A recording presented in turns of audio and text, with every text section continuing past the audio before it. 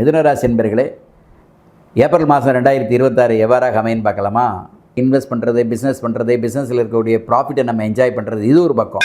தைரியமான பல முடிவுகள் எடுப்பீங்க. அந்த முடிவுகள் உங்களுக்கு அனுகூலத்தை கொடுக்கும். சகோதரர்கிட்டேருந்து இருக்கக்கூடிய சின்ன சின்ன மனபேதங்கள்லாம் முடியும். உங்களுக்கு சிறப்பான பலனை தான் தரும். பயப்பட வேண்டிய அவசியம் இல்லை. கணவன் மனைவி உறவுகள் எப்படி இருக்கும்? நல்லாயிருக்கும். அதெல்லாம் ஒன்றும் நமக்கு ஒன்றும் அந்த பெரிய பாதிப்பு இருக்கிற மேலுக்கு ஒன்றும் இருக்காது.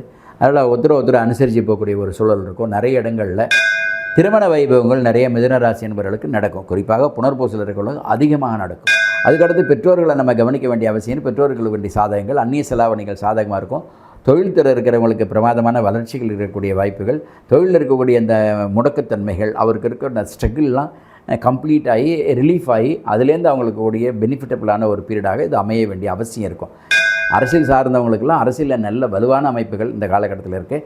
நியாயமாக எலெக்ஷன் டிக்ளேர் பண்ணிட்டாங்க. எலெக்ஷன் முடிவுகள்லாம் திரும்ப மேயில் வரப்போகுது அப்படின்னா எல்லாருமே, எல்லா ராசிக்காரர்களுமே இந்த ஒரு எக்ஸ்பெக்டேஷன்ஸ் இருக்கும். வணக்கம் நேயர்களே, மிதுனராசி என்பர்களே, ஏப்ரல் மாதம் 2026 எவ்வாறாக அமைன்னு பார்க்கலாமா? நியாயமாக மிதுனராசி அப்படின்னா மிருகசீரிடம் 3-4 பாதங்கள், திருவாதிரை 4 பாதங்கள், புனர்பூசம் 1-3 பாதங்கள், மொத்தம் சேர்த்து 9 பாதங்களுமே மிதுனராசி. மிதுனராசிக்கு அதிபதி பகவான் புதன் 11ஆம் வீட்டில் மிகச்சிறப்பான இடத்துல இருக்கிறாரு. அதை தாண்டி உங்களுக்கு 10ஆம் இடத்துல சனியும் சூரியனும் சேர்ந்து வலுவான நிலையில், குறிப்பாக 2ஆம் நிலையில் செவ்வாய் அங்கே இருக்கிறாரு. கிட்டத்தட்ட 3 கிரகங்கள் உங்களுக்கு மாதத்தின் முற்பகுதியாக இருக்கக்கூடிய, அதாவது 14ஆம் தேதி முடிய சூரியனோடு சேர்ந்த சனி பகவான், இந்த செவ்வாய், இதெல்லாம் உங்களுக்கு ஜீவனஸ்தானத்தில் உட்கார்றாரு. ஜீவனஸ்தானத்தில் உட்காரலாமா? டெஃபினட்டாக உட்காரலாம். தொழில் ஸ்தானத்தில் கூட்டு கிரகங்களுக்கு விசேஷம். 14ஆம் தேதிக்கு மேலே ஏப்ரல் மாதம் 14 தமிழ் புத்தாண்டு வரும். அப்போ சூரிய பகவான் உங்களுக்கு 11ஆம் வீட்டில் உச்சன் பெறுவார், அதாவது மேஷத்தில். ஏன்னா ராசிநாதன் புதன் அங்கேயே இருக்கார். இப்போ ராசிநாதன் அங்கே இருக்கும் பொழுது உங்களுக்கு அமோகமான பலனை கொடுப்பார். என்ன காரணம்? மிதுன ராசிக்கு ராசிநாதன் பகவான் புதன், அவரோடு சேர்ந்து சூரியன் சேர்றார். முற்பகுதி விதமான பலன், பிற்பகுதி விதமான பலன். அந்த ஒரு விதமான பலன் என்ன? அன்றைக்கி இருக்கக்கூடிய காலகட்டங்களில் இன்வெஸ்ட் பண்ணுறது, பிஸ்னஸ் பண்ணுறது, பிஸ்னஸில் இருக்கக்கூடிய ப்ராஃபிட்டை நம்ம என்ஜாய் பண்ணுறது, இது ஒரு பக்கம். ஆஃப்டர் தட் நம்ம ஏப்ரல் மாதம் 14க்கு பிறகு சூரிய பகவான் லாபஸ்தானத்தில் வராரு. அப்படிங்கிறதுனால தைரியமான பல முடிவுகள் எடுப்பீங்க. அந்த முடிவுகள் உங்களுக்கு அனுகூலத்தை கொடுக்கும். சகோதரர்கிட்டேருந்து இருக்கக்கூடிய சின்ன சின்ன மனபேதங்கள்லாம் முடியும். அதெல்லாம் உங்களுக்கு அது பெருசாக படுத்தாமல் அதில் இருக்கக்கூடிய உறவுகளில் நமக்கு இன்னும் கொஞ்சம் சக்ஸஸ்ஃபுல்லாக கிடைக்கக்கூடிய வாய்ப்புகள் இருக்குது. ஏன்னா 3ஆம் வீட்டுக்காரன் பகவான், மிதுன ராசிக்கு 3ஆம் வீட்டுக்காரன் பகவான் சூரியன். சூரியன் யாரோட இருக்கிறாரு அப்படின்னு பார்த்தீங்கன்னா செவ்வாய் சகோதர காரகனோட இருக்கிற விவகாரங்கள்லாம் இருந்ததெல்லாம் தீர்றதுக்கு 14ஆம் தேதிக்கு மேலே வாய்ப்புகள் உண்டு. எடுக்க வேண்டிய முடிவுகள் பல இடத்துல நம்ம எடுக்கணும் இல்லைங்களா? அந்த முடிவுகளை நம்ம சக்ஸஸ்ஃபுல்லி காட்டணும். அந்த சக்ஸஸை நம்ம காட்ட வேண்டியதான் நம்மளுடைய வேலை. அதற்கான வாய்ப்புகள் இருக்குது. மாற்றம் இல்லை. நல்ல வலுவான ஒரு அமைப்புகளை பெறக்கூடியதாக இந்த மாதம் உங்களுக்கு அமையுது, குறிப்பாக ஏப்ரல் மாதம்.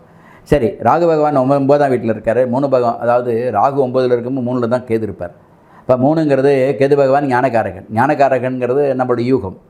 அதுக்கடுத்து 9ல் இருக்கக்கூடிய மோட்சக்காரகன் அப்படின்னா பகவான் செவ்வாய். அவருடைய பெற்றோர்களுக்கு சாதகம். அதுக்கடுத்து பெற்றோர் மூலிமா சொத்து சுகங்கள் நமக்கு வர்றது, அதை நம்ம அனுபவிக்கிறதுக்கான வாய்ப்புகள்லாம் ராகு பகவானால் கொடுக்கக்கூடிய வாய்ப்பு இருக்குது. அப்புறம் சுக்கர பகவான் இயல்பாகவே சுக்கிரன் 12ஆம் வீட்டில் இருக்கிறார். 12லே இருக்கலாம், தப்பு இல்லை. அவர் 12 கூடியவர், 5ஆம் வீட்டுக்கு அதிபதி, 12ஆம் வீட்டுக்கு அதிபதி 12லே இருக்கிறார். ஃபஸ்ட் கிளாஸாக இருக்குது, நோ டவுட்ஸ்.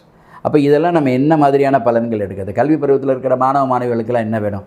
நியாயமாக விடுமுறை காலமாக இருக்கும்பொழுது அவங்களுக்கு ஜாலியாக எக்ஸ்கர்ஷன் போகிறது, நிறைய இடங்களில் சுற்றுலாங்கள்லாம் போகிறது, இதுக்கான வாய்ப்புகள்லாம் உருவாகிறதுக்கு, மனசை சந்தோஷமாக வச்சுக்கிறது, அதுக்கான சூழல்லாம் மிதுனராசி கொடுக்கும். நியாயமாக அதெல்லாம் விசேஷம். உறவுக்காரங்க வீட்டுக்கு போகிறது, சந்தோஷத்தை நம்மளோட பகிர்ந்துக்கிறது, இதற்கான வாய்ப்புகள் எல்லா ராசிகளுக்கு இருந்தாலும் கூட மிதுன ராசிக்கு அதிகமாக இருக்கும். காரணம் என்ன? சூரிய பகவான் பிரமாதமான நிலையில் 2 இடத்துலையுமே அவர் 10லையும் 11லையும் மாறி மாறி இருக்கிறார். அதே மாதிரி சனி பகவான் 10ஆம் வீட்டில் 10ல் இருக்கலாம், 10ல் இருக்கலாம். தொழில் இருக்கிறது நிறைய பேர் சனியை மாற்றி சொல்லுவாங்க, தப்பு இல்லை. 10ஆம் இடத்துல சனி பகவான் இருக்கலாம். அதுக்கடுத்து 9ல் இருக்கக்கூடிய பகவான் ராகு சிறப்பான இடத்துல இருக்கிறாரு. செவ்வாயோட சனி சம்மந்தப்படுறாரு. செவ்வாயோட சனி சம்மந்தப்படலாமா அப்படின்னு கேட்கக்கூடிய மிதுன ராசிக்கு 6-11 கேட்க வேண்டிய 10ஆம் வீட்டில் சம்மந்தப்படுறாரு. இந்த 2-3 மாதங்களாகவே எல்லா கிரகங்களும் குறிப்பாக கும்பத்துலேயும் மீனத்துலேயும் அப்படி மாறி அப்படி தாண்டிட்டே வருவாங்க. இவங்கெல்லாம் தாண்டி வரதுக்கான காலகட்டம் இன்னும் 1-2 மாதங்கள் ஆகும். அப்படி மாதங்கள் ஆகும் வரையில் இருக்கிற நாட்டில் இருக்கிற சில பிரச்சனைகள், போர் பதட்டங்கள், இதை மாதிரியெல்லாம் நாட்டுக்காக இருக்கக்கூடியதாக தனி மனிதன் வாழ்க்கையில் இது எந்த விதத்துலையும் பாதிக்காது. பொதுவாக நாட்டுக்குன்னு சில விதமான நன்மை தீமைகளை சொல்லக்கூடிய கிரகங்கள் தனி மனிதன் வாழ்க்கையில் அந்த மாதிரியான அசௌரியங்களை தர்றது இல்லை. இதை முதல்ல நம்ம புரிஞ்சுக்கணும். ஒவ்வொரு இண்டிவிஜுவலுக்கும் அவங்களுக்குன்னு தசைகள் இருக்குது, அவங்களுக்குன்னு உள்ள ஜாதக பலன் இருக்குது, அவங்களோட பிறந்த ஜாதகம் இருக்குது, அந்த ஜாதகத்தில் உள்ள ஆதிபத்திய பவர் இருக்குது, அவர் எத்தனாவது திசைன்னு இருக்குது. இதெல்லாத்தையும் ஒன்று கூட்டி பார்க்கும்போது அந்த தனி மனித வாழ்க்கையில் இருக்கக்கூடிய சில நன்மை அப்ஸ் அண்ட் டவுனுங்கிறத நம்ம வந்து கல்குலேட் பண்ணி பார்க்குறதுக்கு நம்மளுடைய பர்த் சார்ட் வேணும். இது நம்ம வந்து ஒரு பொது பலன் மிதுன ராசிக்கு எப்படி இருக்கும் ஏப்ரல் மாதம் அப்படின்னு பார்க்கும்போது உடனே நம்ம என்ன செய்வோம், 10ஆம் இடத்துல சனி பகவான் இருக்கிறாரு, 10ஆம் இடத்துல செவ்வாய் இருக்கிறாரு, திரும்ப சூரிய பகவான் 14ஆம் தேதி முடிய அங்கே இருக்கிறாரு, 14ஆம் தேதிக்கு மேலே சூரியன் வந்து 11ஆம் வீட்டுக்கு வரப்போகிறாரு. இதெல்லாம் வந்து தனி மனிதனுக்கு எல்லா விதத்திலையும் அசௌரியம் இல்லை, சௌரியமே. அப்படி இருக்கக்கூடிய ஒரு காலகட்டத்தில் தான் நம்ம வந்து மிதுன ராசிக்கு எப்படி இருக்கு ராசி பலனை ஓப்பன் பண்ணி பார்க்கும்போது உங்களுக்கு சிறப்பான பலனை தான் தரும், பயப்பட வேண்டிய அவசியம் இல்லை. அந்த சுற்றுலாவுக்கு போயிட்டு வந்தவர் பிறகு நமக்கு இந்த மன மகிழ்ச்சி தர்றது, உறவோடு சேர்ந்து கொண்டாடுறது, கணவன் மனைவி உறவுகள் எப்படி இருக்கும், நல்லாயிருக்கும். அதெல்லாம் ஒன்றும் நமக்கு ஒன்றும் அந்த பெரிய பாதிப்பு இருக்கிற மேலுக்கு ஒன்றும் இருக்காது. அதனால் ஒருத்தர் அனுசரித்து போகக்கூடிய ஒரு சூழல் இருக்கும். நிறைய இடங்களில் திருமண வைபவங்கள் நடக்கக்கூடிய நிறைய கன்னிப்பெண்கள், அதாவது குறிப்பாக மணப்பெண் மணமகன் அப்படின்னு சொல்லக்கூடிய அந்த காலகட்டத்தில் நாம் வந்து ஒரு பருவத்தில் கல்யாணம் பண்ணுறது அப்படிங்கிறது ஒரு 21 வயசுலேருந்து 25 வயசுக்குள்ளே இருக்கக்கூடிய ஆணாக இருந்தாலும் பெண்ணாக இருந்தாலும் திருமண வைபவங்கள் நடப்பதற்கு குரு பகவான் மிதுன ராசியிலே இருக்கார். ரொம்ப விசேஷம்.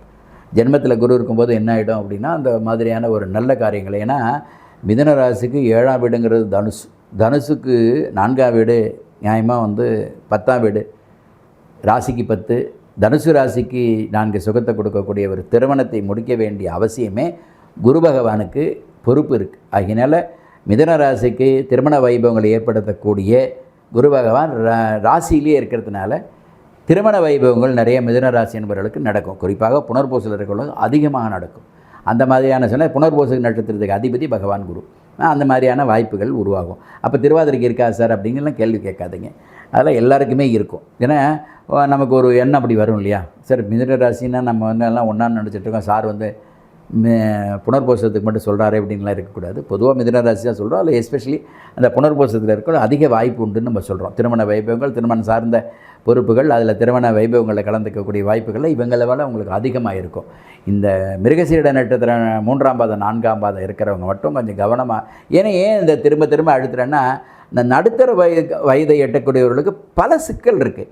கணவன் மனைவி, தான் பெற்ற குழந்தைகள், தன்னுடைய பெற்றோர்கள், தன் உடன்பிறப்புகள், இவங்கள் எல்லா விதமான பிரச்சனையை கையாளக்கூடிய வயது 35 to 45 தான். ஸோ அந்த காலகட்டத்தில் அவங்க வந்து சரியான ஒரு நிலைப்பாடு இருக்கணும். அப்போ என்ன ஆகிடுன்னா மோஸ்ட் ப்ராபபிளி 35லேருந்து 55 இருக்கக்கூடிய காலங்கள் அந்த நெருக்கடியை உருவாக்கும். இந்த நெருக்கடியை உருவாக்கும் போது அவங்களுக்கு பல விதத்தில் அந்த செக் வைப்பாங்க. அதெல்லாம் கவனமாக நம்ம கையாளுறதுக்கு உங்களுக்கு சனி பகவானோடைய, ஏன்னா சனி திசை நடக்கும், சனி திசை நடக்கும்போது சனி பகவானோடைய காலம் எப்படி இருக்குது உங்கள் பிறந்த ஜாதகத்தில்னு பார்த்துக்கிட்டிங்கன்னா இன்னும் பெட்டராக இருக்கும். நம்ம செய்யக்கூடிய செயலை சரிப்படுத்தலாம், அதற்கான வாய்ப்புகள் இருக்கும். வேறு நாங்கள் தனியாக அதை சொன்னால் யாரும் கேட்க போகிறதில்ல. ராசி பலனில் இருக்கும்போது சொல்லிட்டோன்னா கண்டிப்பாக இந்த உங்களுக்கு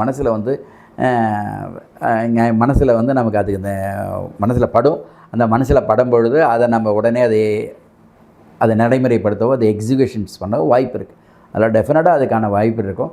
அதனால் நம்ம அந்த கணவன் மனைவி உறவு முறைகளில் எந்த பிரச்சனையும் இல்லை, கொஞ்சம் வாக்குவாதங்களை குறைச்சிங்க, இதுதான். அதுக்கடுத்து பெற்றோர்களை நம்ம கவனிக்க வேண்டிய அவசியம். பெற்றோர்களுக்கு வேண்டிய சாதகங்கள், அந்நிய செலாவணிகள் சாதகமாக இருக்கும். தொழில் துறை இருக்கிறவங்களுக்கு பிரமாதமான வளர்ச்சிகள் இருக்கக்கூடிய வாய்ப்புகள், தொழிலில் இருக்கக்கூடிய இந்த முடக்கத்தன்மைகள், அவருக்கு இருக்கிற ஸ்ட்ரகிள்லாம் கம்ப்ளீட் ஆகி ரிலீஃப் ஆகி அதுலேருந்து அவங்களுக்கு கூடிய பெனிஃபிட்டபிளான ஒரு பீரியடாக இது அமைய வேண்டிய அவசியம் இருக்கும். எஸ்பெஷலி கல்வித்துறையில் இருக்கிறவங்க, குறிப்பாக ஸ்கூல் காலேஜ் வச்சுருக்கிறவங்க, அவங்களுடைய நிர்பந்த சூழ்நிலைகள் நிறைய மிதுன ராசி என்பவர்களுக்கு இந்த காலகட்டத்தில் அந்த மாதிரியான கல்வி ஸ்தானங்கள், கல்வி சாலைகள் வச்சுருக்கிறவங்களுக்கு பொருளாதாரத்தில் கொஞ்சம் டைட்டாகும். அவங்க போய் நிறைய இன்வெஸ்ட் பண்ண வேண்டிய அவசியம் இருக்கும். ஆகையினால அவங்க கொஞ்சம் கவனமாக, ஆல் மிதுன ராசி பீப்புள்ஸ், இந்த 3 நட்சத்திரக்காரும் மிதுன ராசி இருக்காங்க, அவங்க மட்டும் கொஞ்சம் கவனமாக இருக்கும். அதில் இருக்கிற சுகங்கள் குறையும். அந்த சுகங்கள் எப்படி இருக்குன்னா, அவங்க கல்வி சம்மந்தப்பட்ட தொழில் பண்ணிகிட்டு இருப்பாங்க. அது ஸ்டேஷனரி பண்ணாலும் சரி, மற்ற எது பண்ணாலும் அவங்க மட்டும் கொஞ்சம் கவனமாக இருக்க வேண்டிய அவசியம் இருக்கும். மற்றபடி கன்ஸ்ட்ரக்ஷன் ஒர்க்கர் இருக்கிறவங்க, டிபார்ட்மெண்ட் ஸ்டோர் வைக்கிறவங்க, அடுத்து வந்து பிஸ்னஸ் பண்ணுறவங்க, காவல்துறையில் இராணுவத்துறையில் இருக்கிறவங்க, உயர் அதிகாரிகள், அதற்கடுத்து இருக்கக்கூடிய அரசியல் சார்ந்த அரசியல் சுரப்பில் இருக்கிறவங்க, திரைத்துறையில் இருக்கிறவங்க கொஞ்சம் கவனமாக இருக்கணும். ஏன்னா அவங்களுக்கு விரயங்கள் அதிகமாக இருக்கும். திரைத்துறையில் இல்லாதவங்க, அரசியல் சார்ந்தவங்களுக்கெல்லாம் அரசியலில் நல்ல வலுவான அமைப்புகள் இந்த காலகட்டத்தில் இருக்குது. நியாயமாக எலெக்ஷன் டிக்ளேர் பண்ணிட்டாங்க, எலெக்ஷன் முடிவுகள்லாம் திரும்ப மேல வரப்போகுது அப்படின்னா எல்லாருமே, எல்லா ராசிக்காரர்களுமே இந்த ஒரு எக்ஸ்பெக்டேஷன்ஸ் இருக்கும். அதனால் இந்த மாதத்தில் பொறுத்தவரை அரசியல் சார்ந்த சில பதிவுகளை நான் தர வேண்டிய அவசியம் இருக்கிறதுனால அவங்களுக்கு வந்து கெயின் தானே வழி, அவங்களுக்கு லாஸ் கிடையாது. ஆகிய பெரும்பாலான வரவுக்கு தகுந்த செலவுகளை திட்டமிடுங்க. இந்த செலவுகளை கம்மி பண்ணுங்கள். வரவுகளுக்கு அதுக்கு தகுந்த மாதிரியான ஒரு மகிழ்ச்சி உங்களுக்கு தரும். எந்த காலகட்டத்திலையுமே வந்து வீழ்ச்சிங்கிறது ஒன்றும் கிடையாது, வீழ்ச்சிங்கிறது கிடையாது. அதை தெளிவுபடுத்திடுறேன். வளர்ச்சியை நோக்கி போகக்கூடிய ராசியாக தான் இருக்கீங்க. அது உங்களுக்கு மிகச்சிறந்த ஒரு பலனை தரும், அதில் மாற்றே இல்லை. அதனால் முடிஞ்ச அளவுக்கு நம்ம திட்டமிடல் அப்படிங்கிறத கொஞ்சம் பண்ணிக்கிட்டிங்கன்னா உங்களுக்கு அதுக்கு தகுந்த மாதிரியாக இருக்கும். நோய் நொடிகள் அப்படிங்கிறது ஒன்றும் இல்லை, கவலைப்பட வேண்டிய அவசியம் இல்லை. சராசரியாக இருக்கக்கூடிய சின்ன சின்ன தொந்தரவை விட பெரிய கண்டங்கள்லாம் ஒன்றும் இல்லை. அந்த நட்சத்திரக்காரர்கள் மட்டும் கொஞ்சம் கவனமாக பார்த்துக்கிட்டிங்கன்னா இன்னும் பெட்டராக இருக்கும் அப்படிங்கிறத சொல்கிறோம். மிதுன ராசியை பொறுத்தவரை நான் வழக்கமாக சொல்கிறது தான் பச்சை அப்படிங்கிறது உங்களுக்கு இயல்பான அதிர்ஷ்டத்தை தரக்கூடியதாக இருக்கும்.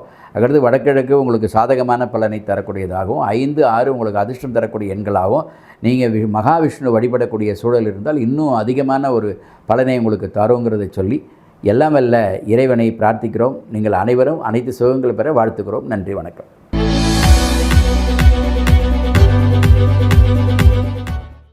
நேயர்களே, இந்த ஆதியந்தம் டிவிக்கு சப்ஸ்கிரைப் பண்ணுங்கள்.